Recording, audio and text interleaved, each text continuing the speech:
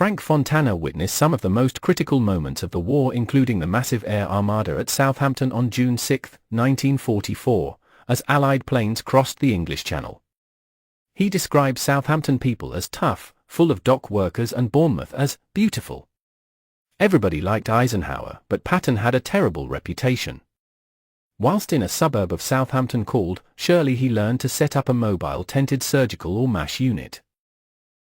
His wartime service in medical units influenced his post-war career, and he used the GI Bill to graduate from the Illinois College of Optometry in 1949. Known as Uncle Frank, he became a pioneer in contact lens technology.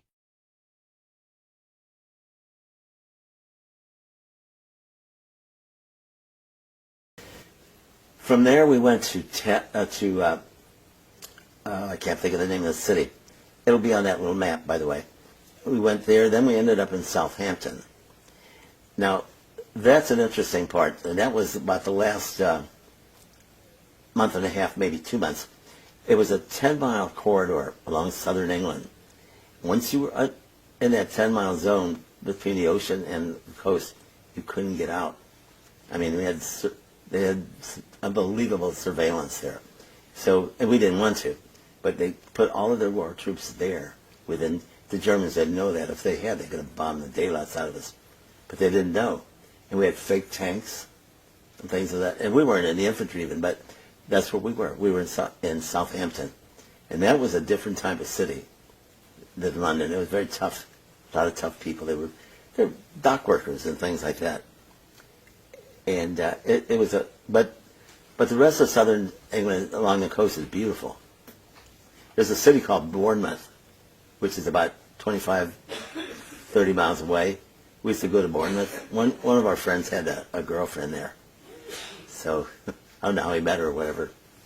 But so that's, and then on D-Day, I never forget that day, I had a toothache of all things. So I was up early, and I'm walking around the camp where we were, and I heard this roar, and it got louder and louder and louder, and I thought, what the heck is that? And then you could tell it was from above.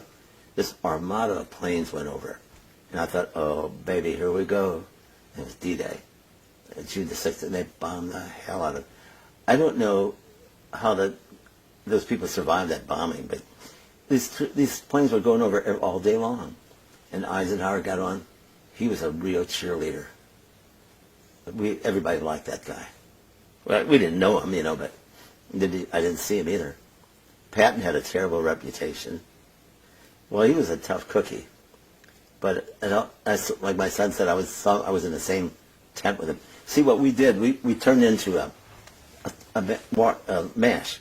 So we would put up a ward tent, W-A-R-D, like a hospital ward. And it would be maybe as long from here, maybe about 40 feet long. I could put one of those up myself, because you would stake them and then push the poles up, and it was like 4 poles that would and you could do it yourself. Well, we got pretty strong towards the end there, but it was and then we'd have all the cots in there with all the wounded on. I want to say something about that, though. It wasn't a joyous thing. Well, that's when we got into France to do this. But we would have these poor kids in there. We had this, I'll never forget this guy. He was from Tennessee. His name was Sergeant Dan, D-A-N-N was his last name. And the rest of us are going into town looking for girlfriends and saloons and all that stuff. And he would go into these ward tents and spend all his time in there. And I found out what he was doing was cheering these poor guys up. And I went in with him one night just to see what he was doing with him. I was wondering. We had this kid in a body cast, and his entire body, head, face, everything was in a cast. His hands were out, holes for his eyes, in a place to feed him, and he couldn't talk. And he was talking to this guy by having him squeeze his hand. He'd ask him, he knew where he was from his tag, and so on. And the kid was squeezed twice for yes and one for no. And I thought, oh man, those days we didn't have many tears. But that was a tearjerker. And there was a few guys like that, maybe more than we knew, who spent their leisure time in with those poor guys. But it was really interesting. Though we'd treat them overnight and fly them back to London. That's all. You never got to see them again. So we don't know. When did the rest of the outfit join y'all in England? They came in, again, you have to look at my list there, but sometime in the fall, like maybe October.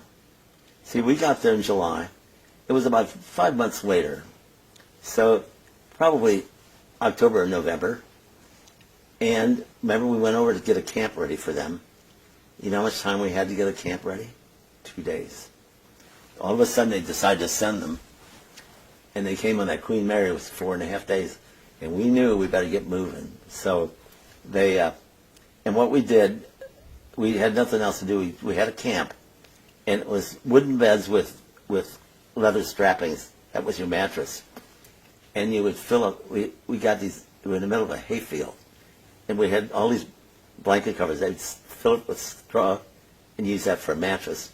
And we had to do that in 2 days. And then we made up our mind, the four of us, that we were going to shake hands with every guy who got off the truck in the camp. And we did. All 500 of them. And it was just to welcome them. These guys were so, I knew some, but not many by that time, because it wasn't in that long, you know. We were there from April to July. So I had quite a few friends, but not that many. But just, they felt so good, they told us later that there was somebody there that knew them, you know.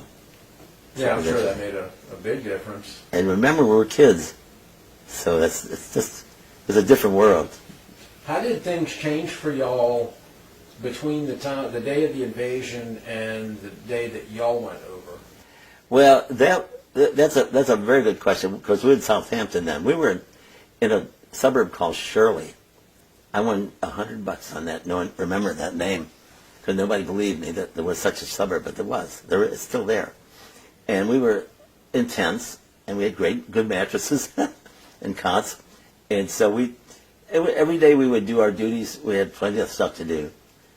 And we knew we were going to go over, but we didn't know when. And we went, I think it was 6 weeks later.